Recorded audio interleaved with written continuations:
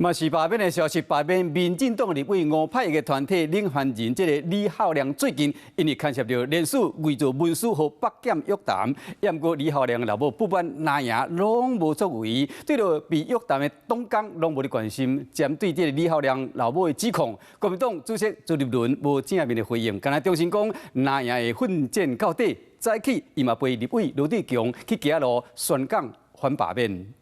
罗志强，罗志强，陪共党的立委罗志强徛伫捷运站的外口宣讲，国民党的主席朱立伦搁再针对执政党回呛。就职将近1年，一事无成，唯一一件成就就是家暴在野党，要大罢免在野党。那全面反罢免，搁要以罢制罢。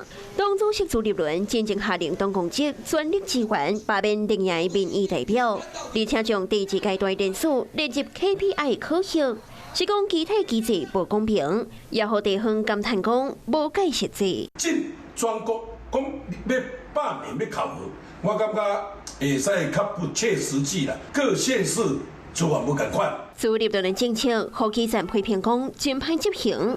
随着检调扩大侦办幽灵的人事案，罢免民进党立委5派的领衔人李浩良的老母，搁再发文章，透露家己在县爱公园人事点观察失败，拢总敢若30个人，认为平均一天会当人数到100分，都已经是前锋啊。也伫声明内控诉国民党，在党公职防约谈了后，无任何资源甲关心，讲哪样可战，为着达到政治目的，不得手段，应该向洪基亚党工的家属甲大众讲出实情。